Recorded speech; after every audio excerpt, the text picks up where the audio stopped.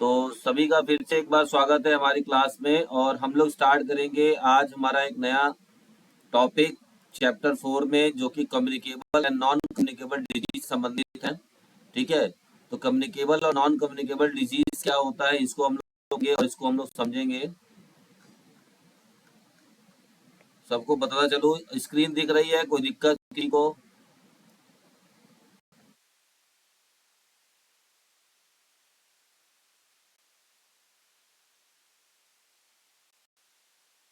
एक बार बताइए, स्क्रीन में दिक्कत कोई? सर दिख रही है। ओके, ये हमारा स्क्रीन है। मैं बताता चलूं कि मैं जो पढ़ा रहा हूँ आज आपको, ये हमारी आने वाली जो अगली पुस्तक है उसका ये क्वेश्चंस हैं जो मैं आपको पहले दे रहा हूँ हमारी क्लास में।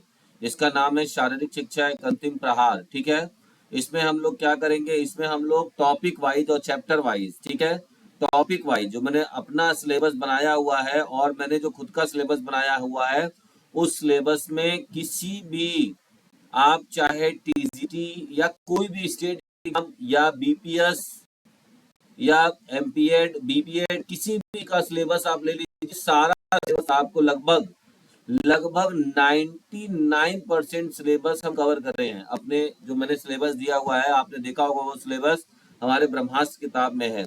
चलिए आज हम लोग स्टार्ट करेंगे। एक हमारा अगला टॉपिक है जिसका नाम है डिजीज। ठीक है, तो डिजीज को शुरू करने से पहले हम लोग थोड़ा सा बात करते हैं कि डिजीज होता क्या है। तो सबसे पहले जो हमारा डिजीज है, यह एक ऐसी स्थिति होती है जिसमें एक या एक से अधिक शरीर के अंगों के काम काज पर कुछ संकेत या लक्षण दिखाई देने लगते हैं। तो इसी के परिणाम स्वरूप हमें डिजीज होने लगता है। यानी कि डिजीज आपको कैसे हो जाता है, अगर आपसे पूछा जाए कि आपको डिजीज कैसे हुआ है, बताएगा कैसे हो जाता है? फिजियोलॉजिकल फंक्शन में कोई प्रॉब्लम होती है। हाँ, गुड। तो आपको फिजियोलॉजिकल यानी जो भी ऑर्गन्स दिए हुए हैं आपके बॉडी में, जो भी ऑर्गन्स हैं, अगर ऑर्गन अपना फंक्शंस ठीक से नहीं करते, ठीक है, या उनके फंक्शन में कोई कमी आ जाती है, तो वो जो कमी आई हुई है उसी कमी के कारण जो लक्षण हमें हमारे शरीर पर दिखाई देते हैं, वो क्या होता है, वही डिजीज होता है। आप देखा होगा कोई भी डिजीज आप ले लीजिए, उसमें आप कहीं ना कहीं किसी न किसी ऑर्गन्स को पाएंगे कि इस वजह से हुआ है, ये ऑर्गन की कमी से हुआ है, या ये ऑर्गन के फंक्शन का अपना कार्य ठीक से नहीं किया जिसकी वजह से ऐसा हुआ है। ठीक है, तो ये हमारा क्या हो गया, डिजीज हो गया। समझ में आ गया सभी को? देखिए, जो रोगों का अध्ययन करने वाला एक पार्टिकुलर विज्ञान होता है उसको हम पैथोलॉजी कहते हैं। रोगों का अध्ययन करने वाले साइंस को पैथोलॉजी कहा जाता है। और रोगों के कारकों का अध्ययन करने वाले विज्ञान के, कि उसका कारक क्या है, उसका कॉज क्या है, बैक्टीरिया है कि वायरस है कि फंगस है, क्या है, उसको हम लोग इटियोलॉजी कहते हैं। समझ में आया? रोगों के कारकों को पता लगाने के लिए इटियोलॉजी का उपयोग, विज्ञान को हम इटियोलॉजी कहते हैं, और रोगों का अध्ययन करने वाले विज्ञान को पैथोलॉजी कहते हैं। ठीक है, आगे हम बात करते हैं जो डिजीज होता है। हाँ, एपिडेमियोलॉजी नहीं बोलते, स्टडी ऑफ डिजीज। क्या बोलते हैं? एपिडेमियोलॉजी। हाँ नहीं, वो दूसरा है। वो क्या है? एपिडेमियोलॉजी वो अलग होता है। ठीक है, देखिए हमारा जो नेक्स्ट है, ये यहाँ पर हम बात कर रहे थे डिजीज को।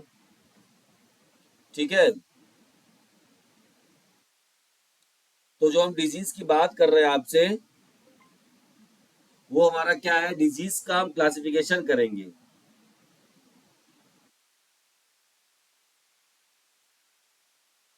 तो डिजीज का हम जो क्या है क्लासिफिकेशन करेंगे, तो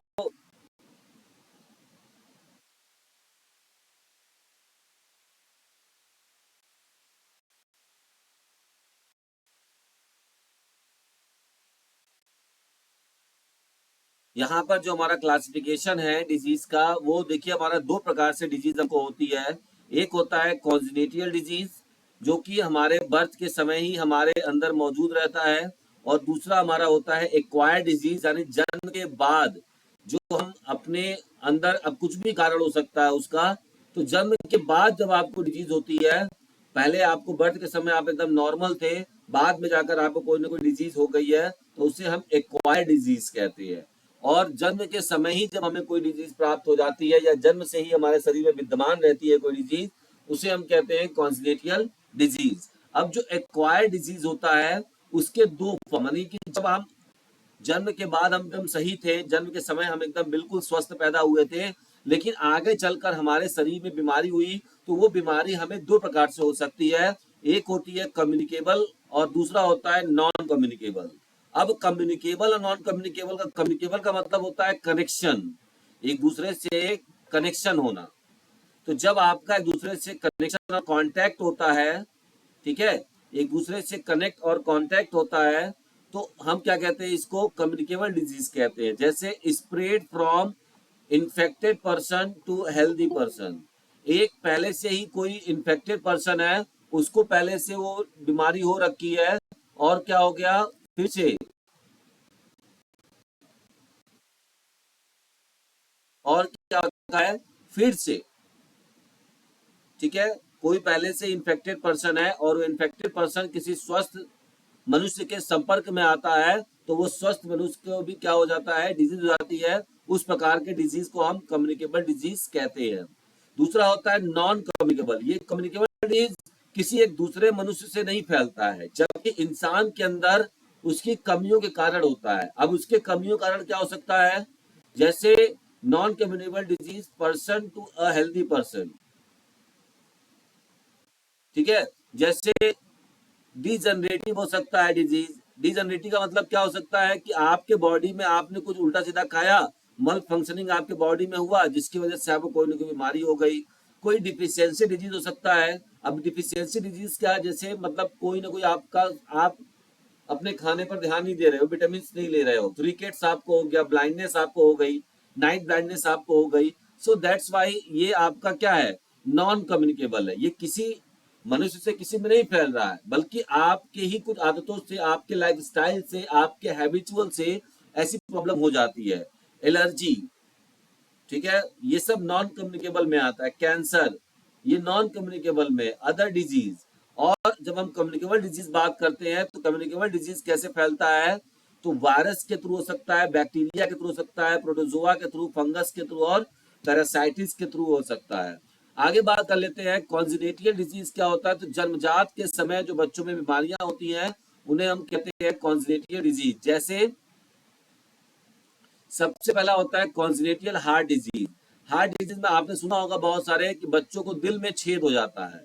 तो दिल में छेद नहीं होता है, ये होता क्या है कि जो आपका वेंट्रिकल होता है ना, राइट वेंट्रिकल और लेफ्ट वेंट्रिकल, इन दोनों के बीच में जो दीवार होती है, जो सेप्टम होता है, वो सेप्टम में थोड़ा सा गैप हो जाता है, जिसकी वजह से राइट वेंट्रिकल में, यानी कि अशुद्ध रक्त जो इसमें होता है आपका, ये अशुद्ध रक्त आपका लेफ्ट वेंट्रिकल यानी कि जिसमें आपका शुद्ध रहता है, वहां पर चला जाता है, मतलब मिक्स हो जाता है, जिससे बच्चे को क्या प्रॉब्लम होगी, कोई बताएगा इससे क्या प्रॉब्लम हो सकती है।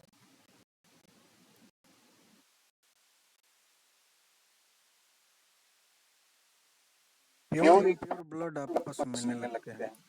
हाँ, प्योर और इम्प्योर ब्लड आपस में एक दूसरे से मिलने लगते हैं, तो इससे क्या प्रॉब्लम होगा।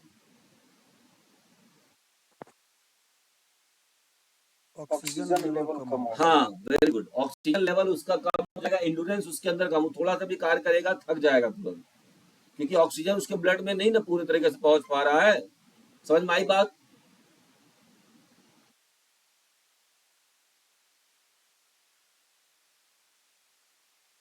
इसमें जितने लोग हैं, एकदम सही सही बताइए कि इससे पहले कभी भी आपने इसके बारे में पढ़ा था। डिजीज आपने कई बार पढ़ा होगा, किसी न किसी किताब में जरूर पढ़ा होगा, लेकिन कॉन्जेनिटल डिजीज बारे में आपने बिल्कुल नहीं पढ़ा होगा। कॉन्जेनिटल के अंदर ये आपको जन्मजात हृदय रोग, ये जानते थे, सुने थे नाम, लेकिन कभी हमने पढ़ा नहीं था,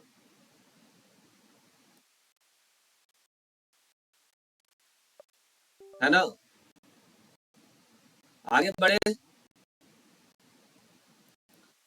नेक्स्ट हम बात करते हैं डाउन सिंड्रोम की। डाउन सिंड्रोम वाले बच्चों में क्या होता है कि क्रोमोसोम की संख्या क्या हो जाती है, एक अनुवांशिक गुणसूत्र 21 विकार हो, जो कि मतलब इसमें it is a genetic chromosome 21 disorders causing development and intellectual delay. इसके कारण क्या होता है, डाउन सिंड्रोम के कारण इंटेलेक्चुअल डिले हो रहा है, मतलब बच्चे का जो मेच्योर का लेवल होता है ना, वो बहुत स्लो होता है। उसका जो आईक्यू लेवल होता है वो बहुत स्लो काम करता है। मतलब बच्चा 20 साल का होगा लेकिन उसका आईक्यू लेवल 10 साल के बच्चे की तरह काम करेगा। समझ में आ रही बात? तो क्रोमोसोम की वजह से ऐसा होता है जिसमें हमारा डिले इंटेलेक्चुअल हो जाता है। डेवलपमेंट और ग्रोथ और डेवलपमेंट बच्चे का बहुत डिले होता है। किसी को अगर समझना है तो मैं आपको एक मूवी बता रहा हूँ, अभी नया आया है, एकदम ना, एकदम लेटेस्ट है, क्रेजी करके है। देखिए बॉलीवुड का एकदम नया है। वो इसी पर बेस बताया है कि बच्चे को डाउन सिंड्रोम रहता है और डाउन सिंड्रोम होने की वजह से क्या होता है कि वो फादर अपने बच्चे को उतना बड़ा डॉक्टर रहता है लेकिन वो एक्सेप्ट नहीं करता है।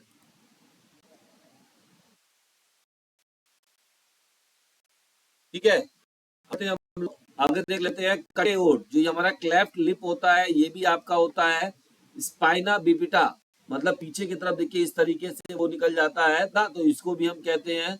तो ये सब चीजें हैं, थोड़ा बहुत आप इसको देख लीजिए, बहुत ज्यादा जरूरत इसकी नहीं पड़ती है, बट आपको कभी कभी कैटेगराइज करने के लिए आ सकता है एग्जाम में। कैटेगराइज करने के लिए आ सकता है कि इसमें से कौन सा कॉन्जेनिटल डिजीज है या नहीं है ना। तो इसीलिए मैंने आपको देखिए यहाँ पर चित्र के माध्यम से, चीजों के माध्यम से यहाँ पर आपको हमने बता दिया है। अब हम बात करते हैं डिफरेंस बिटवीन कम्युनिकेबल और नॉन कम्युनिकेबल डिजीज में क्या डिफरेंस होता है। तो हमने आपको बताया था कम्युनिकेबल नॉन कम्युनिकेबल क्या होता है। कम्युनिकेबल जो होता है कि एक बीमार व्यक्ति है, पहले से वो इन्फेक्टेड है, और वह व्यक्ति जब किसी स्वस्थ व्यक्ति के संपर्क में आता है तो वो जो बीमारी ट्रांसफर कर देता है उसी को कहते हैं कम्युनिकेबल डिजीज। ठीक है, और नॉन कम्युनिकेबल में क्या हो जाता है, नॉन कम्युनिकेबल का मतलब होता है कि यह किसी के द्वारा फैलता नहीं है, यह व्यक्ति के अंदर खुद उसके ही कमी के कारण कोई ना कोई ऑर्गन्स में कमी दिखने लगती है, ऑर्गन के फंक्शन में प्रॉब्लम दिखने लगती है, उसको हम क्या कहते हैं, नॉन कम्युनिकेबल डिजीज कहते हैं। कम्युनिकेबल डिजीज को हम इन्फेक्टियस डिजीज और कॉन्टिजेनियस डिजीज के नाम से भी जानते हैं। ठीक है, और नॉन कम्युनिकेबल को हम नॉन इन्फेक्टियस डिजीज के नाम से जानते हैं।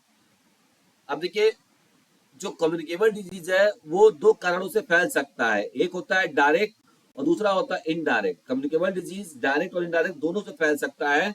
डायरेक्ट में क्या हो सकता है, डायरेक्ट में जैसे आप बीमार व्यक्ति के सीधे संपर्क में आते हैं तो वहां भी आपको हो सकता है, और इनडायरेक्ट का मतलब है कि बीमार व्यक्ति अगर कुछ खाया पिया रखा है, आपने भी उसको क्या उसी गिलास से पानी पी लिया, तो इनडायरेक्ट हो गया।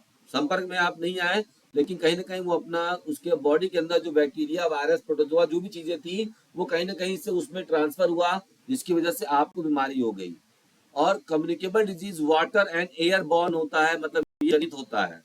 ठीक है, और जो नॉन कम्युनिकेबल होता है वो आपकी सेडेंटरी लाइफस्टाइल से होता है। अपनी लाइफस्टाइल को आप ठीक नहीं रखते हैं, जिसके कारण से आपको सेडेंटरी लाइफस्टाइल हो जाता है, डिफिशियंसी डिजीज कारण हो सकता है। क्लियर है, कोई दिक्कत?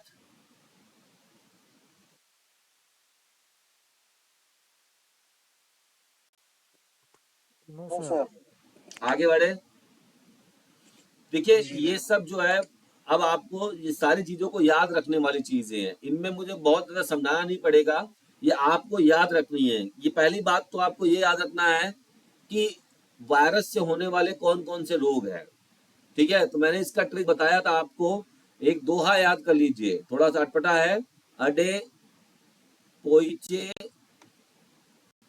छोग खटरा हीम है। ठीक है, ये तरीके से दोहा है, या कर सकते कोई ऐसा भाषा, मान लीजिए आपने याद किया है, अडे पोइचे छो कटरा। तो ए से हो गया एड्स, डी से हो गया डेंगू, प से हो गया पोलियो, ई से हो गया इन्फ्लुएंजा, चे से हो गया चेचक, छो से हो गया छोटी माता, ग से हो गया गलसुआ, ख से हो गया खसरा, ट्र से हो गया ट्रैकोमा, ही से हो गया। तो इस तरीके से देखिए आप बता सकते हैं, कैटेगराइज कर सकते हैं एग्जाम में जब भी आपका आए।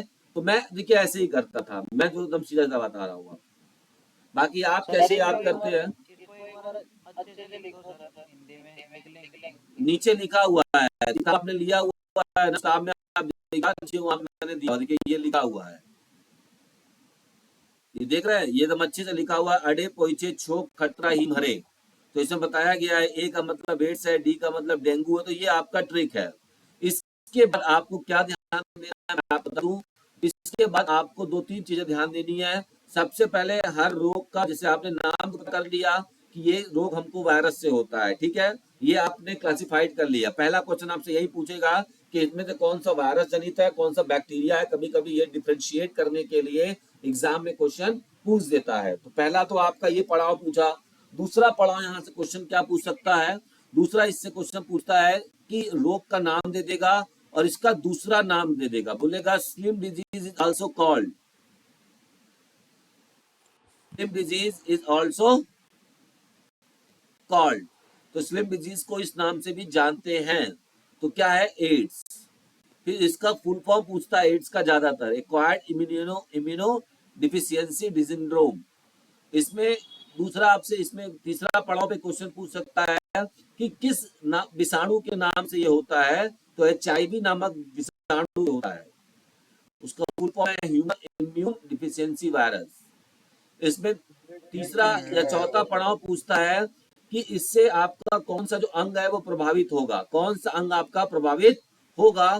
तो बस यही 4 चीजें पूछेगा किसी भी डिजीज से अधिक। पहले तो ये पूछ लिया कि वायरस और प्रोटोजोआ से डिफरेंशिएट करना आपको आना चाहिए, बैक्टीरिया और वायरस में डिफरेंशिएट करना आपको आना चाहिए। और दूसरा क्या आना चाहिए कि आपको हर एक रोग का अनदर नेम, दूसरा उसको और किस नाम से जानते हैं ये पता होना चाहिए। जैसे आपने देखा होगा बहुत सारे क्वेश्चन, लॉकजा किसे कहते हैं, हंसन किसे कहते हैं। हाँ, इस तरह आता है, मतलब बता रहा हूं तो आपको खाली बस ये तब तो कॉमन है, ये सब तो इतना रट गया कि कोई जरूरत नहीं है। लेकिन आपको हर एक डिजीज का अनदर नेम पता होना चाहिए, ठीक है, वो आपको यहाँ मिल जाएगा। इसके बाद तीसरा प्रणाव पे आपको क्या मान मिलेगा, इसके किस कारण से होता है, मतलब इसके वायरस व बैक्टीरिया का नाम बता दो। नेक्स्ट है प्रभावी अंग। इतना पढ़ने के बाद आप कहीं एक क्वेश्चन सही करोगे, आप एग्जाम में 1 या 2 क्वेश्चन से ज्यादा नहीं आएगा यहां से, ठीक है। नेक्स्ट है प्रभावी अंग होगा कि कौन सा प्रभावी अंग होता है, तो ये आप लोग कर लीजिएगा। इसके बाद एक मैंने अदर थोड़ा सा दिया हुआ है कि कौन सा टेस्ट हम आइडेंटिफाई करने के लिए, एड्स है कि नहीं आइडेंटिफाई करने के लिए एक हम टेस्ट लेते हैं जिसको एलिसा टेस्ट या वेस्टर्न ब्लॉट टेस्ट, दोनों अलग अलग है, मतलब टेस्ट का नाम अलग अलग है, दोनों ही आपका क्या होता है एड्स को आइडेंटिफाई करने के लिए किया जाता है। समझ में आया बात, आगे बढ़े। डेंगू, तो डेंगू हमारा ब्रेकबोन फीवर होता है, हड्डी तोड़ बुखार कहते हैं। अरबो वायरस या एडिस एजिप्टी नाम के मस्कीटो काटने से या डेन 14, देखिए किससे काटने से होता है ये पूछा जाता है। तो एडिस एजिप्टी टाइगर मच्छर नामक होता है, उसके काटने से ये फैलता है। इसके कारण क्या प्रॉब्लम होती है, तो ब्लड में प्लेटलेट की कमी हो जाती है, ठीक है। नेक्स्ट है पोलियोमाइलाइटिस। पोलियोमाइलाइटिस का मतलब होता है आपका पोलियो, जिसको हम नॉर्मल लैंग्वेज में पोलियो कहते हैं, ठीक है। उन जिंदगी की आपने देखा होगा कि पोलियो बहुत तेजी से फैला हुआ था, है ना। तो पोलियो इन्फेटाइल पैरालिसिस के नाम से भी इसको जानते हैं। तो ये बस ये डिपेंड, ये आपका अफेक्ट करता है सीएनएस। सीएनएस का मतलब होता है सेंट्रल नर्वस सिस्टम, यानी ब्रेन और स्पाइनल कॉर्ड को, ये ब्रेन और स्पाइनल कॉर्ड को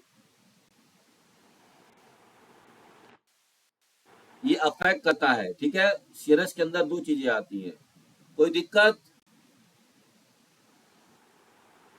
इन्फ्लुएंजा को देखिए H1N1 और ग्रिपी के नाम से भी जानते हैं, ग्रिपी, है ना। ये मैंने आपको ऑलरेडी सारा चीज निकाल के दिया था, प्योर चीज दिया है कि एग्जाम में अधिक से अधिक यही पूछता है। इसके अलावा आज तक किसी भी प्रकार से नहीं पूछा गया है। और टीजीटी लेवल में तो बहुत बढ़िया मैंने आपको बता दिया है, आप यहाँ से देख सकते हैं, ठीक है। तो चलते हैं, आरएनए वायरस के द्वारा फैलता है, रेस्पिरेटरी सिस्टम पर अफेक्ट करता है, इन्फ्लुएंजा लंग्स पर दिखता है, जिसमें सोर थ्रॉट। सोर थ्रॉट का मतलब क्या हो जाता है कि आपका जो गला है वो सूजन हो जाती है और ज्वाइंट पेन करने लगते हैं। स्मॉल पॉक्स क्या होता है, रेड प्लेग या एलेस्ट्रीम के नाम से भी इसको हम जानते हैं। पॉक्स वायरस वायरुला के नाम से होता है, ये आपके इंटेस्टाइन, लीवर और लंग्स को इफेक्ट करता है, स्मॉल पॉक्स। दूसरा होता है छोटी माता, दूसरा क्या है आपका छोटी माता, जिसको वायरसोला के नाम से हम जानते हैं, लंग्स एंड लीवर को इफेक्ट करता है, शरीर पे छाले की तरह पड़ जाते हैं। एक होता है मम्स, मम्स को कहते हैं गलसुआ, गल में सूजन हो जाती है, ठीक है। पैरामिक्सो वायरस के कारण ये होता है, जिसमें आपका पैरोटिड ग्लैंड में स्वेलिंग हो जाती है। पैरोटिड ग्लैंड आप जानते होंगे कि हमारे मुंह के अंदर जो लार की ग्रंथियां या लार में जो होती है, वो आपका वहां का ग्लैंड है, ग्रंथि है। और 3 ग्रंथियां होती हैं एक तरफ, दोनों तरफ मिला के 6 ग्रंथि हो जाती है, ठीक है। आगे बढ़ते हैं, हमारा है मीजल्स। मीजल्स क्या होता है, जिसको हम खसरा कहते हैं, ये रूबेला वायरस के द्वारा फैलता है। रूबेला वायरस या टैगो वायरस के द्वारा, इसमें स्किन पर नाली की तरह इस तरह से चीजें दिखती है, मम्स की तरह दिखती है, ठीक है। आगे बात करें ट्रेकोमा। ट्रेकोमा आपका मोतियाबिंद या आंखों में बहुत ज्यादा इस तरह से रेडनेस हो जाना, ठीक है। ट्रेकोमा, मोतियाबिंद अलग होता है, ये ट्रेकोमा है, ठीक है। तो ये कंजक्टिवाइटिस के नाम से भी इसको हम जानते हैं, ठीक है। और क्लेमाइल ट्रैकोमेटिस, ये आपका वायरस के कारण ऐसा होता है। आई आपकी क्या होती है, अफेक्ट होता है, इसमें आंखें लाल हो जाती है। हेपेटाइटिस, ये बहुत ही खतरनाक होता है, लीवर में सूजन भी इसके कारण हो जाता है, लीवर इन्फेक्शन भी होता है ना। तो इसमें अब देखिए एच ए बी के नाम से भी होता है, एच बी बी के नाम से भी होता है, एच सी बी के नाम से भी होता है, एच डी के नाम से भी होता है, और एच ई वी के नाम से भी होता है। ये इसको नॉर्मल लैंग्वेज में हम जॉन्डिस कहते हैं या येलो फीवर के नाम से कहते हैं, ठीक है। इसको पढ़ लीजिएगा, ये बहुत इंपॉर्टेंट है।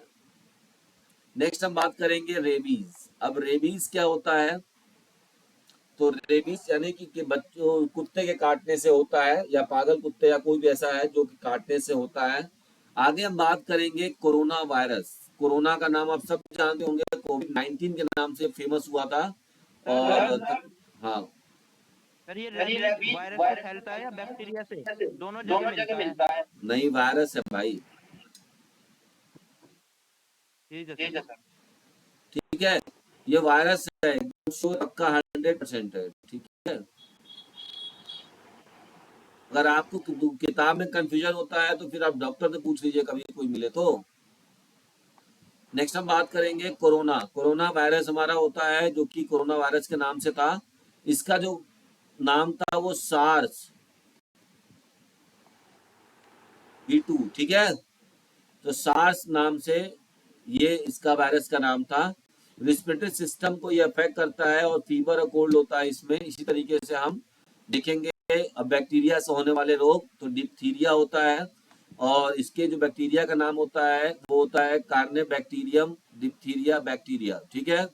नेक्स्ट हम इसमें डीपीटी का इंजेक्शन देते हैं। यहाँ पर आपका प्लेग होता है, प्लेग आपका ब्लैक डेथ के नाम से जाना जाता है। सिफिलिस होता है, ठीक है। सिफिलिस में आपका जो सिफिलिस में जो आपका सेक्स ऑर्गन होता है उसमें ये पड़ती है। आगे बात करें टिटनेस। टिटनेस को लॉकजा के नाम से जानते हैं, किस कारण होता है, ये एक बैक्टीरिया का नाम है। इफेक्ट करता है आपके, जो अफेक्ट करेगा मसल्स एंड सीएनएस को। लिप्रोसी, लिप्रोसी का मतलब होता है आपका कुष्ठ रोग, ठीक है। तो कुष्ठ रोग यहाँ पर आपका देखिए, इसको भी हम जानते हैं, ये क्वेश्चन बहुत बार पूछा गया है। तो मायोबैक्टीरियम कैप्री बैसिलस, ठीक है। स्किन एंड नर्वस सिस्टम को अफेक्ट करता है। आगे बढ़ेंगे ट्यूबरक्लोसिस, जो कि टीबी के नाम से जाना जाता है, शॉर्ट में इसको टीबी कहते हैं। द किंग टच के नाम से भी जाना जाता है, द व्हाइट प्लेग और कोचिडिस के नाम से भी जाना जाता है टीबी को। मायोबैक्टीरियम ट्यूबरक्लोसिस के नाम से इसको बैक्टीरिया मिलती है, जो कि लंग्स और रेस्पिरेटरी सिस्टम पर अफेक्ट करती है। टाइफाइड, आप जानते होंगे टाइफाइड आपका सोलमेला टाइफी के नाम से इसका बैक्टीरिया मिलता है, जो कि इसको पता करने के लिए वाइडल टेस्ट का होता है। इंटेस्टाइन पर ये अफेक्ट करता है, ठीक है। आगे बढ़ेंगे निमोनिया। इसका दूसरा कोई नाम नहीं होता है निमोनिया का, ठीक है।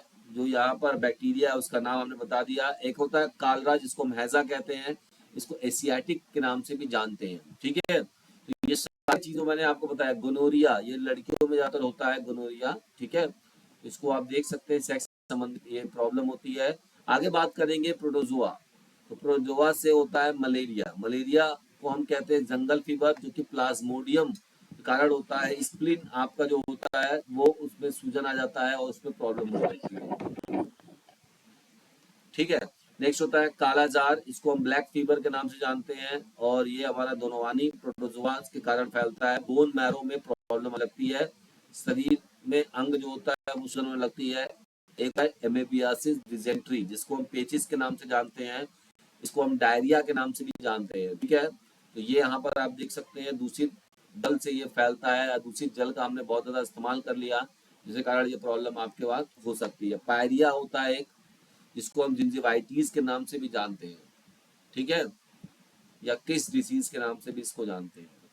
इसके बाद हम बात करते हैं हमारा फंगस से होने वाले डिजीज, जैसे रिंगवॉर्म हो गए, एथलीट्स फुट हो गया, है ना। एथलीट फुट मतलब क्या हो गया, आपके फुट्स में जैसे आप पैरों में क्या हो जाएगा, खुजली बहुत ज्यादा हो जाएगी और वो हो जाएगा, ठीक है।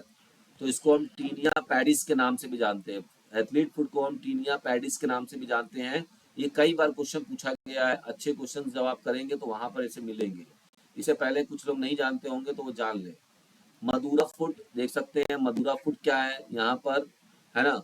इस तरीके से आपके पैर में देखिए, तरह से जब दांत खाद खुजली वाले निशान आने लगते हैं, पैर सड़ने टाइप के हो जाते हैं।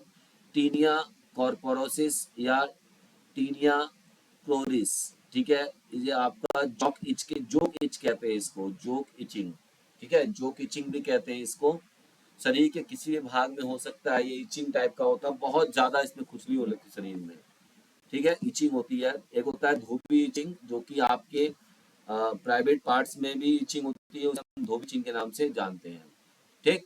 तो ये हमारा था आज का कम्युनिकेबल डिजीज। एक हमारा नया है यहाँ पर नॉन कम्युनिकेबल डिजीज।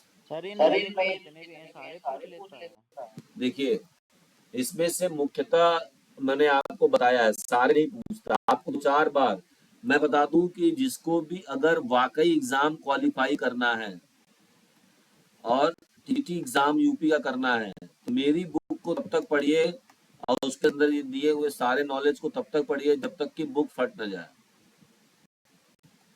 और मिनिमम अगर पूछा जाए तो 10 बार, पूरी बुक को 10 बार पढ़िए। अगर आप ऐसा करेंगे तो मैं गारंटी दूंगा ना, एक बार में आपको थोड़ा सा लगेगा कि बहुत ज्यादा है, बहुत ऐसा लग रहा है, नहीं, आपके दिमाग में जुनून ना चाहिए कि मुझे निकालना है वैकेंसी, ठीक है। तो आप कर ले जाओगे, डोंट वरी। एक दिन में नहीं पढ़ना है, बहुत सारा है। मैं एक दिन में आपको पढ़ा रहा हूँ, इस वजह से आपको ऐसा लग रहा होगा, बोर नहीं होना है और डरना बिल्कुल नहीं है। अब बताइए, सही है, कोई दिक्कत किसी को?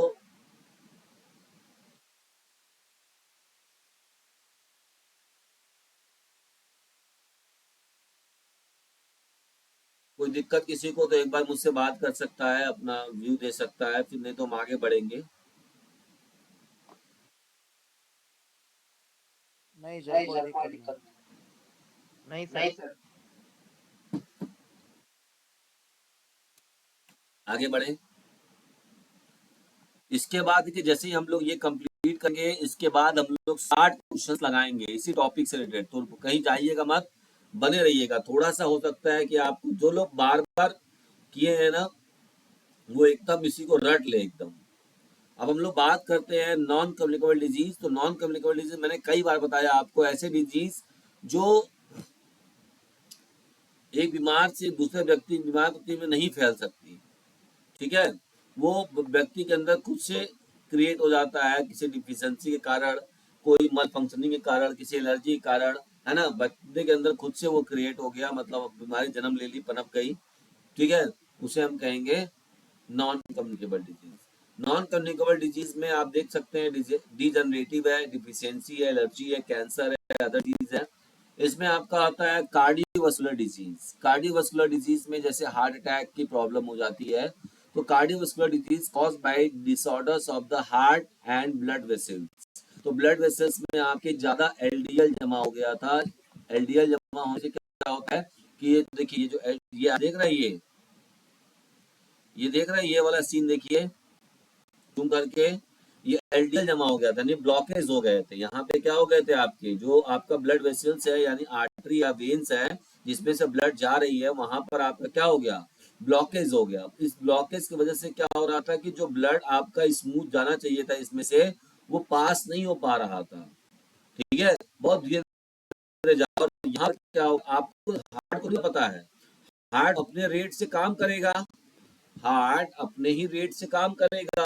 उसको थोड़ा सा पता है कि इस प्रेशर पर यहाँ पर आपका ब्लड इकट्ठा हो रखा है, वो अपने ही धड़कन से अपनी ही गति से काम करेगा। तो यहीं पर दिक्कत हो जाती है, जब यहाँ पे इकट्ठा हो जाता है धीरे धीरे धीरे धीरे ये हार्ट में चला जाता है और हार्ट प्रेशर करते करते अटैक लेता है। समझ में आ रही बात?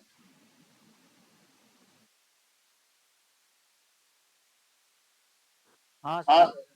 ठीक। तो ये हमारा हो गया हार्ट अटैक्स। कार्डियोवास्कुलर डिजीज में आपको ज्यादातर देखने को मिलता है हार्ट अटैक। ठीक है, तो एलडीएल वाला इसीलिए बोला जाता है कि एलडीएल वाला चीजें ना खाइए। जो एलडीएल होता है, एलडीएल क्या होता है कोई बताएगा? कल हमने बताया था आपको, सेचुरेटेड फैट। जो भी सेचुरेटेड फैट में आता है उस चीज को कम खाना चाहिए। अभी एक बार क्वेश्चन पूछा था ये हमारा केवीएस में कि सेचुरेटेड फैट इंसान को कितना खाना चाहिए एक दिन में, या अपने डाइट टोटल कितना परसेंट होना चाहिए इसका? तो 7 से 8% से ज्यादा नहीं खाना चाहिए। ठीक है, आप एकदम नहीं निगलेक्ट कर सकते हो, क्योंकि कुछ चीजें इसके बिना संतुलित आहार में ये भी जरूरत होती है सेचुरेटेड फैट की। ठीक, स्ट्रोक हो गया आपका, सेरेब्रस्कुलर डिजीज जिसको स्ट्रोक कहते हैं, रेज्ड ब्लड प्रेशर जिसको हाइपरटेंशन कहते हैं, पेरिफेरल आर्टरी डिजीज हो गया, रोमैटिक हार्ट डिजीज हो गया, कॉन्जेनिटल हार्ट डिजीज है, या हार्ट फेलियर है, ये सारा आपका कार्डियोवास्कुलर डिजीज के अंदर आता है। एक हम बात करते हैं कैंसर की। तो कैंसर क्या होता है कि कैंसर कुछ नहीं होता है, जब आपका जो सेल होता है ना, और वो एकदम बेकार सेल है, ठीक है, खराब सेल है, एक तरीके से समझ लीजिए, जो हमारा जो शरीर के अंदर या किसी भी अंग में जो खराब सेल अगर पनप गया, तो एक खराब पड़ा होगा कि सेल डिवीजन होता है।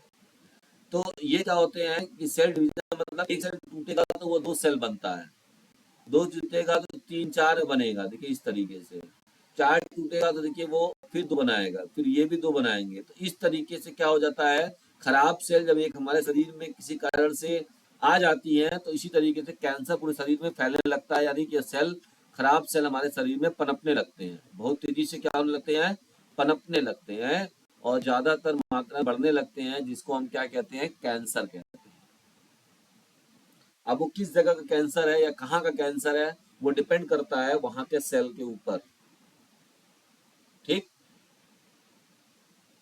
समझ में आ रहा है?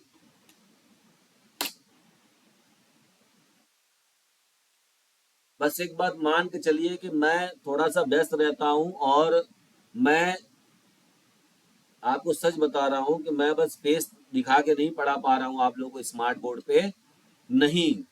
तो एक बार जान के चलिए कि लड़के बस यही है कि भाग रहे इधर उधर, लेकिन आपको जो सही जानकारी और सही नॉलेज है, वो थ्योरी पढ़ने के बाद जब आप क्वेश्चंस लगाएंगे, आपको एक एक पॉइंट जब समझाया जाएगा, तब आपका कॉन्सेप्ट खुलेगा। आप खुद से पढ़ के कितना जानोगे, लेकिन यहाँ पर आपको जब हेल्प मिलेगा, सब चीजें मैं आपको कुछ करके बताऊंगा, तोड़ के बताऊंगा, तो यहाँ आपको ज्यादा हेल्प और आपकी नॉलेज ज्यादा बढ़ेगी।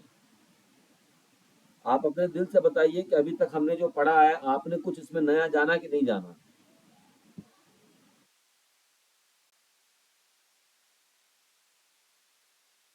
तरुण जी भाई, आप पहली जी सर। बार आए इसमें, कुछ नया जाना इसमें कि पहले से सब जानते थे आप? ईमानदारी से, इसमें कोई दिक्कत नहीं है।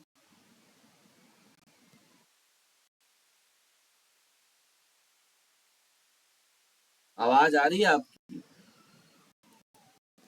हेलो,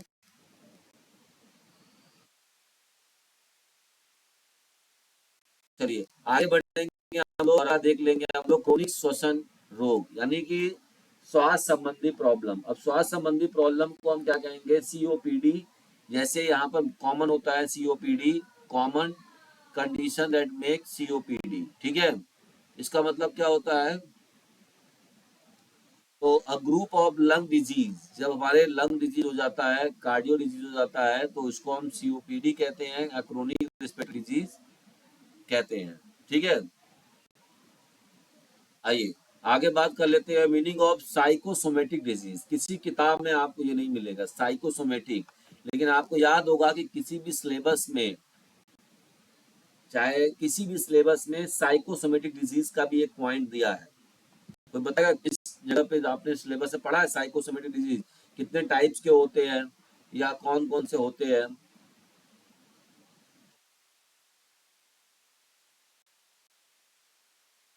साइकोसोमेटिक डिजीज क्या होता है? देखिए, साइकोसोमेटिक डिजीज एक मनोदेहिक, मनोदेहिक का मतलब क्या है? मन में बहुत ज्यादा स्ट्रेस, चिंता करने से उसके कारण जो हमारे शरीर में चिंता, स्ट्रेस के कारण बहुत सारा जो हमारे शरीर में अलग अलग प्रकार की बीमारियां पनपती है, बीमारियां आती हैं, उन्हें हम क्या कहते हैं? साइकोसोमेटिक डिजीज कहते हैं। साइको मतलब आपके मन में सोने से, मन को ज्यादा, बहुत ज्यादा बिजी रखने से भी ऐसा प्रॉब्लम होता है। तो इसमें सबसे पहला होता है इरिटेबल बाउल सिंड्रोम। ये क्या होता है? इरिटेबल बाउल सिंड्रोम, बाउल का मतलब होता है जो आपका स्मॉल इंटेस्टाइन और लार्ज इंटेस्टाइन का जो भाग होता है, जिसमें आपका वेस्टेज क्या होते हैं? पास होते हैं, तो वहां पर इरिटेबल की वजह से इन्फेक्शन हो जाता है वहां पे, तो इसको हम कहते हैं इरिटेबल। यानी कि तनाव से, बहुत ज्यादा आप जब तनाव लेते हैं और भावनाओं में रहते हैं, तो इसमें आपको ये प्रॉब्लम होती है। ठीक है, यानी कि इसमें प्रॉब्लम ये हो जाता है कि आपको, एक तो आपका वेस्ट बहुत अच्छे से आगे पास नहीं होगा, आपको डाइजेस्टिव प्रॉब्लम हो जाएगी, डाइजेशन में बहुत दिक्कत होगा आपको, कंस्टिपेशन की प्रॉब्लम रहेगी। नेक्स्ट होता है टेंशन एंड हेडेक, तो तनाव और सिरदर्द भी होता है, ये भी आपका साइकोसोमेटिक डिजीज है। फाइब्रोमाइलेजिया, फाइब्रोमाइलेजिया क्या होता है? Condition characterized a wide spread pain and fatigue often link to the psychological stress. देखिए, कभी कभी क्या होता है कि आपको मनोवैज्ञानिक तनाव से, आज जब आप अपने शरीर में मनोवैज्ञानिक तनाव से थकान महसूस करते हैं, तो इसको हम फाइब्रोमाइलेजिया के नाम से जानते हैं।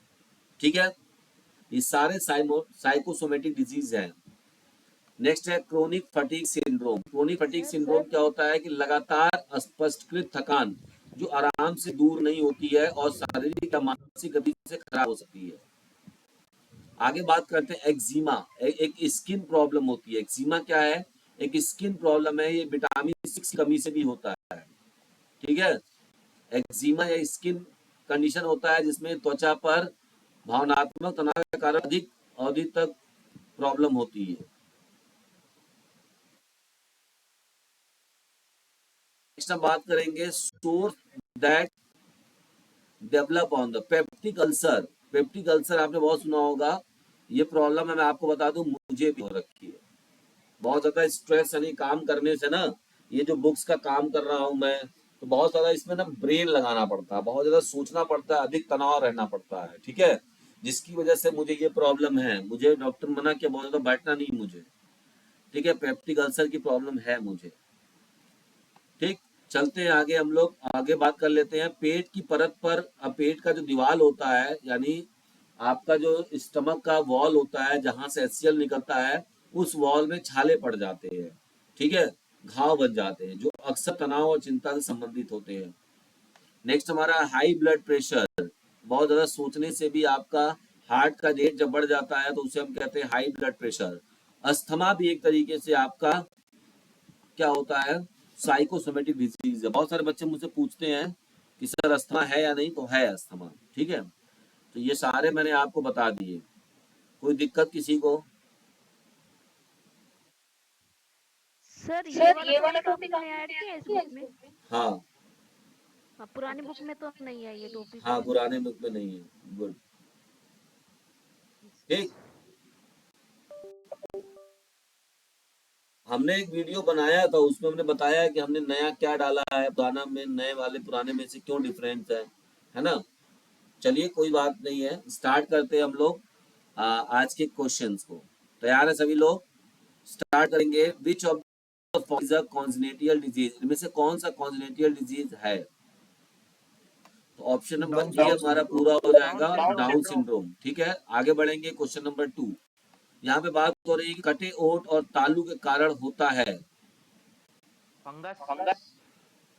नहीं, जेनेटिक फैक्टर। जेनेटिक फैक्टर होगा ये। Option number A is correct हो जाएगा। नेक्स्ट हम बात करेंगे कौन सा जन्मजात रोग एक अतिरिक्त गुणसूत्र 21 की उपस्थिति के कारण होता है? तो अभी हमने पढ़ा था, ऑप्शन नंबर 20 करेक्ट हो जाएगा, डाउन सिंड्रोम। Down syndrome. जी।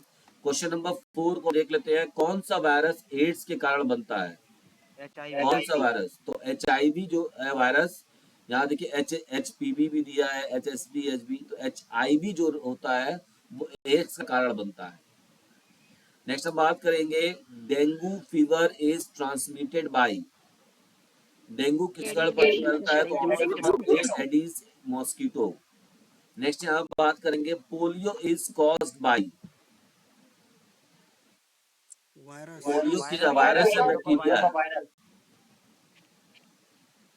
तो ऑप्शन नंबर बी करेक्ट हो जाएगा वायरस। अभी हमने जो आपको ट्रिक बताया था अडे पोइचे, ठीक है, अडे पोइचे, अडे मतलब ए से एड्स, बी से डेंगू, पो से पोलियो, यही था। तो पोलियो वायरस से होता है। अडे पोइचे छोक खटरा ही मरे, ये वायरस का ट्रिक है। आगे बढ़ेंगे, small pox is caused by which virus, varicella. Varicella zoster, ठीक है, ऑप्शन नंबर 20 करेक्ट हो जाएगा यहाँ पर। Which disease is also known as German measles, variola होगा सर, सेवन का। वेरिएला का वेरिसेला जोस्टर होगा। स्मॉल पॉक्स, स्मॉल पॉक्स इसमें कंफ्यूजन, सर रूबेला इस इसमें कंफ्यूजन है दोनों में। होगा। हाँ,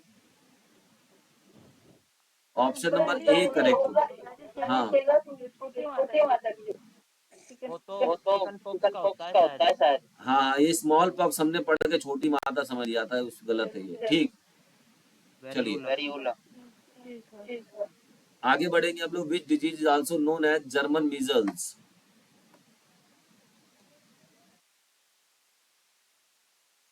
रूबेला। Measles, German measles. ठीक है।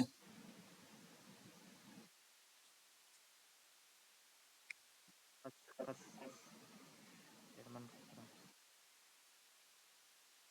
देखिए, जब ऐसे क्वेश्चन आते हैं, जब समझ में आपको नहीं आते हैं, आपने पढ़ा नहीं है, तो काटना शुरू करिए। तो आप ये काटिए कि जो बिल्कुल नहीं हो सकता है। तो यहाँ पर मम्स जो गलसुआ है, वो हो सकता है क्या जर्मन मीजल्स? No sir. तो इस तरीके से काटना सीखिए, फिर आप अपने सही आंसर पर पहुंच पाएंगे। चिकन रूबेला, पॉक्स नहीं होगा। ठीक है, खसरा तो नहीं होगा, सिर्फ खसरा नहीं होगा, है ना, रूबेला। रूबेला हो सकता है। रूबेला। यहाँ पे option number A is correct हो जाएगा, ठीक है। नेक्स्ट हम बात करेंगे hepatitis B primarily affect of which organ, liver. Liver, option liver. Number A liver. Is correct हो जाएगा।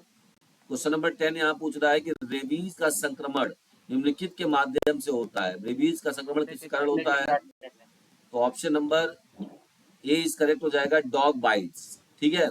नेक्स्ट यहाँ पर है क्वेश्चन नंबर 11, कोविड-19 is caused by which virus,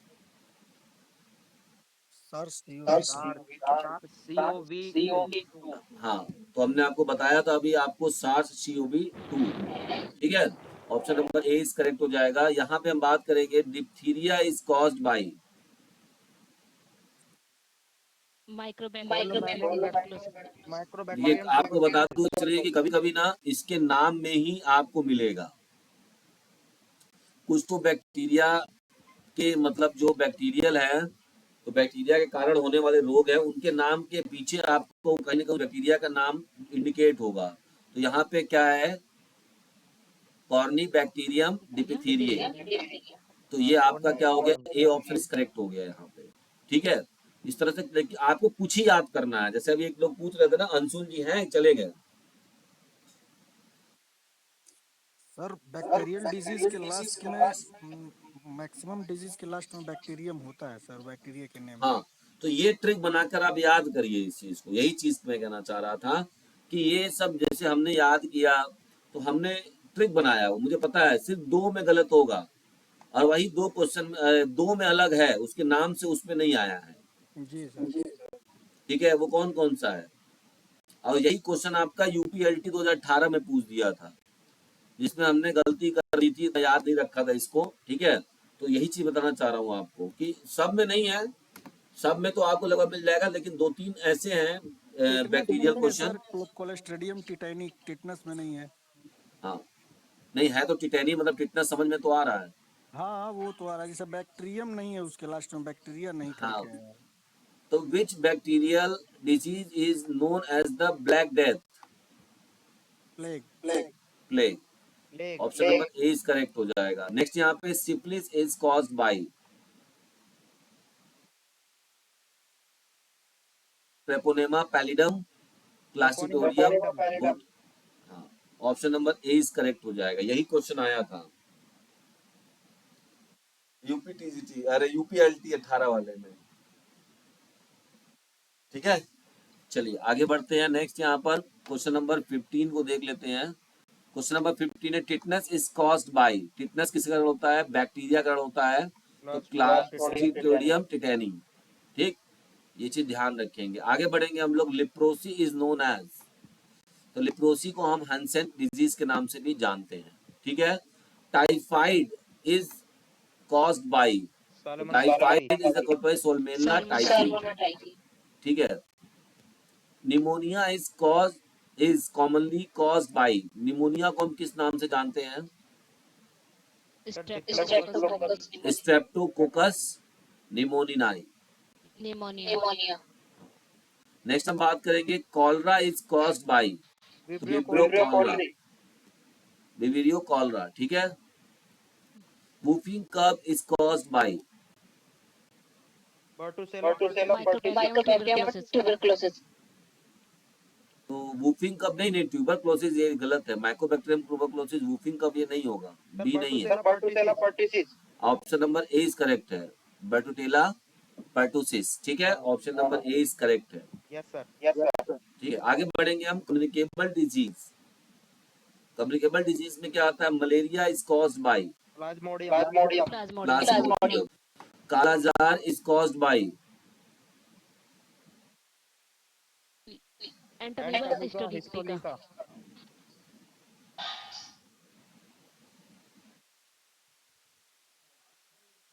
ठीक है, आगे बढ़ेंगे हम। Amoebic dysentery is caused by, फटाफट बताएंगे सभी लोग। क्वेश्चन नंबर 23 का सर इससे पहले का आंसर नहीं बताया आपने 22 का। वही सही बताया है। क्या है? कालाजार, लेस्मेनिया दुर्वानी। हाँ, उसमें काला जार में ये ए होगा ना, और दूसरे नीचे वाले 23 वाले में होगा एंटोमीबा हिस्टोरिका। तो हमने क्या बोला? हमने तो वही बताया। क्वेश्चन नंबर 23 में क्या, एमेबिया डिजेंट्री में क्या बताया हमने आपको? एंटोमीबिया हिस्टोरिका। ठीक है, ऑप्शन नंबर ए इज यहाँ पर हमारा करेक्ट हो जाएगा। आगे बढ़ते हैं नेक्स्ट क्वेश्चन की तरफ।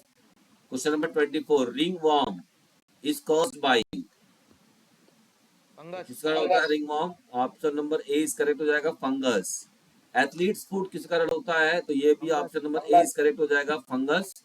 मतलब फूड, ये सारे फंगस है। ठीक है, दो भी ईच भी आपका फंगस में आएगा। अब हम बात करते हैं नॉन कम्युनिकेबल डिजीज की। विच of the following is a non communicable disease? इनमें से कौन सा नॉन कम्युनिकेबल डिजीज होगा? तो डायबिटीज।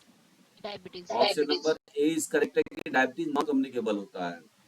ठीक है, cardiovascular disease is primarily affect which organ? Cardiovascular disease सबसे ज्यादा किसमें प्रॉब्लम होती है, तब होती है, तो option number A is correct हो जाएगा, हार्ट।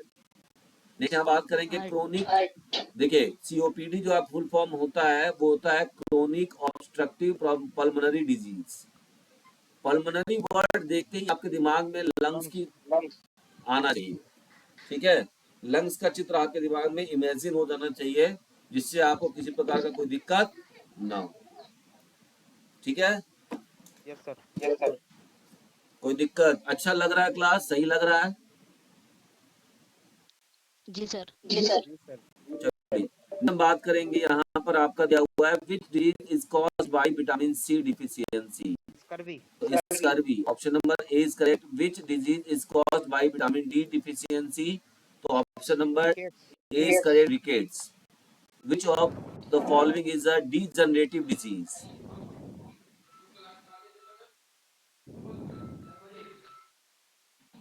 तो option number A is correct होगा, डीजनरेटिव। अल्जाइमर। मतलब और हाँ, option number A is correct हो जाएगा, अल्जाइमर डिजीज। ठीक है, तो पता होना चाहिए डिजनरेटिव डिजीज कौन सा है, साइकोसोमेटिक डिजीज कौन सा होता है ना। तो कुछ नए क्वेश्चंस आपको मिले कि वही घिसे पिटे मिले? नहीं सर कुछ नहीं मिले। सर कुछ मिले। मिले, सर अच्छे क्वेश्चन है। ठीक। यूपीटीजीटी के लेवल के क्वेश्चंस हैं। अगर आप मान लीजिए, अगर आप टॉपिक वाइज पढ़ के जाते हो, फिर मैं मिक्स करवाऊंगा। मैं इसीलिए सोच रहा हूँ कि 10 अप्रैल तक आप लोगों का ये कंप्लीट करा दूं थ्योरी बैच, जिससे मैं आपको 1-1.5 महीने का समय दूं। या 15 अप्रैल तक, मान लीजिए कोशिश करता हूँ मैं 10 का टारगेट लिया हूँ, लेकिन 15 अप्रैल चला जाएगा, 15-20 अप्रैल। ठीक है, इसके बाद जो हमारे पास समय बचेगा 15 अप्रैल के बाद 15 मई तक, एक एक महीने महीना। सिर्फ हम सिर्फ मिक्स क्वेश्चंस पर काम करेंगे। ठीक है, अभी हम बेस बना रहे हैं यहाँ पर। Which disease is caused by abnormal growth of cells? Sir cancer. Sir cancer. Cancer. Cancer. Option number A is correct हो जाएगा। Which of the following is an allergic disease? Asthma. Asthma. Asthma. ठीक है, irritable bowel syndrome primarily affects which organ? हमने आपको बताया था, intestines. Intestines. Intestines. ठीक है, हाँ, option number A is correct हो जाएगा। Which disease is also known as high blood pressure? Option number A is correct हो जाएगा, hypertension. Which disease is characterized by chronic pain and tenderness in muscles?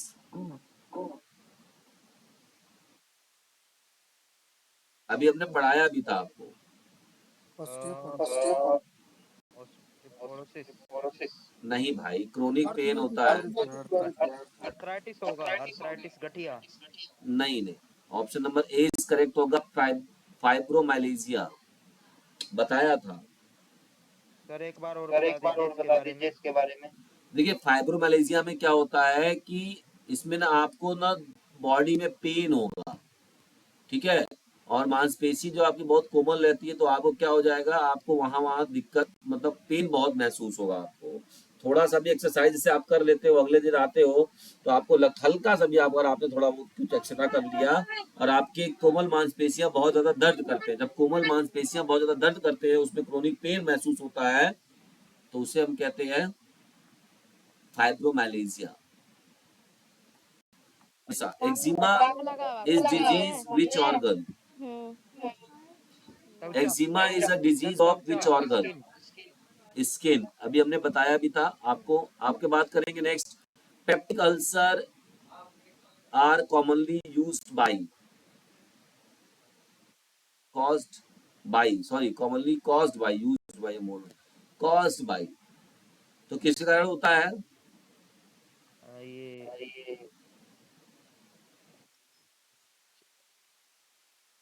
Asteria सेरिया कोलाइटर। कोलाइटर। नहीं, option number A is correct हो जाएगा। Helicobacter pylori. Helicobacter pylori. Helicobacter pylori. जो sir ठीक आपको है, भी प्रॉब्लम है, ये आप बता रहे थे। हाँ, मेरे को ये प्रॉब्लम है। अभी दवा लिया है, ठीक हुआ है, लेकिन फिर भी अभी खाने पीने में बहुत रिस्ट्रिक्शन है मेरे को। कुछ गरम नहीं खा सकते हैं, है ना, कुछ मतलब तेल मसाला तो, मतलब तेल तो ले सकते हैं, लेकिन मसाला एकदम नहीं खाना है। ये ज्यादा बैठने से होती है क्या सर, आप बता रहे थे? हाँ, मैं पहले बैठ कर आप लोगों के लिए जो बुक लिखा हूँ ना, वो उस समय का प्रॉब्लम, मैं 6-6 8-8 घंटे तक बैठा रहता था कुर्सी पर, और कुर्सी पर बैठ के ही लिखता रहता था, जिसकी वजह से ये प्रॉब्लम हुई है मुझे। ठीक है, लेकिन लोग इस चीज को नहीं समझेंगे। कोई बात नहीं, वो ठीक हो जाएगा, मैं थोड़ा सा उस पर मैं ध्यान दूंगा तो सही हो जाएगा। बस ये कि इसमें ना बस थोड़ा सा वो करना पड़ता है, बहुत ज्यादा आपको ये अवॉइड करनी होंगी चीजें बस। अब लेकिन मन है कि मानता नहीं है, तो क्या किया जाए। जी सर। चलिए कोई बात नहीं, आगे बढ़ते हैं। ठीक है, यहाँ पर नेक्स्ट हमारा आ रहा है, which disease is caused by varicella zoster virus, chicken pox. ठीक, नेक्स्ट हम बात करेंगे कि which disease is also known as lockjaw, तो tetanus, which is caused by the bacterium myobacterium tuberculosis, TB. TB। Option number A is correct हो जाएगा। which disease is caused by the protozoa plasmodium? Malaria. Malaria. ठीक, next है question number 45 which disease is caused by the fungus Trichophyton. तो fungus जो Trichophyton होता है उसके कारण कौन सा प्रॉब्लम होता है? Ringworm, athlete's foot, Madura foot या dhobi itch? Trichophyton. Athlete food. हम्म,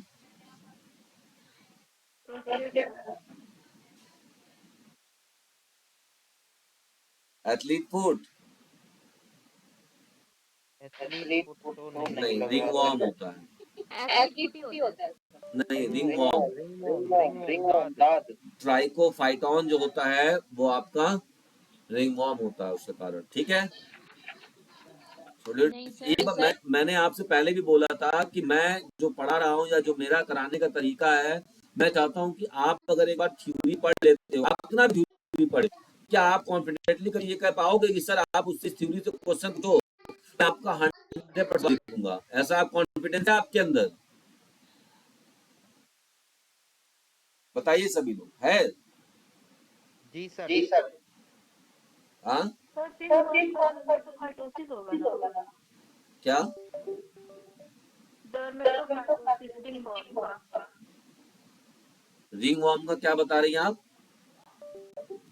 डर्मेटोफाइटोसिस। नहीं नहीं, अरे सही सही सही सही सही। ट्राइकोफाइटोन का यही नहीं नहीं नहीं नहीं, ठीक ठीक ठीक ठीक, आप सही कह रही हैं। उसमें ना देखिए, ट्राइकोफाइटॉन जो होता है, सिर्फ अगर ये पूछा जाए और माइक्रोस्पोरम के साथ आ जाएगा तो इसका एथलीट फूड सही होगा, ए गलत है, सही है। ठीक ठीक ठीक है, तो आगे बढ़ते हैं। नेक्स्ट यहाँ पर बी होगा ना सर? इसका बी 45 आंसर सही होगा, बी। Athlete foot. हाँ, ये सही है। जी। सिर्फ अगर ये पूछा ट्राइकोफाइटॉन, अगर माइक्रोस्पोरम के साथ देगा तब वहां पर रिंगवॉर्म है। रिंगवॉर्म होगा। Which disease is caused by the deficiency of iodine? तो आप जानते होंगे गोइटर। ऑप्शन नंबर, हाँ। Which disease is caused by the deficiency of iron? Anaemia. Anemia. Option number A is correct हो जाएगा। Which disease is caused by the deficiency of vitamin B1? तो option number A is correct, very very. ठीक है, तो I hope कि आप लोगों को सारे क्वेश्चन सही लगे होंगे। दो और बचे हैं, उसको देख लेते हैं। Which disease is caused by the deficiency of vitamin B3? तो पेलेग्रा। और which disease is caused by the deficiency of calcium? तो option number A is osteoporosis. ठीक है, तो ये हम देख लेते हैं यहाँ पर, और ये हमारा कंप्लीट हो गया है। इसके अलावा हम चूज द करेक्ट स्टेटमेंट्स वाले क्वेश्चंस भी देते हैं। ठीक है, हमने आज वो कराया नहीं, थोड़ा सा टाइम का इशू था क्वेश्चन बनाने में, क्योंकि रेगुलर क्लास मैं अब आपका ले रहा हूँ। ठीक है, कल भी था तो मुझे टाइम नहीं मिल रहा बनाने का, लेकिन मैं आपको दूंगा। ठीक है, तो डोंट वरी, आपको रेगुलर सारा चीज मिलेगा और बहुत अच्छी चीजें मिलेंगी, तो परेशान नहीं होंगे। ठीक है, चलिए, कोई क्वेश्चन किसी का, कुछ पूछना है किसी को? सर ये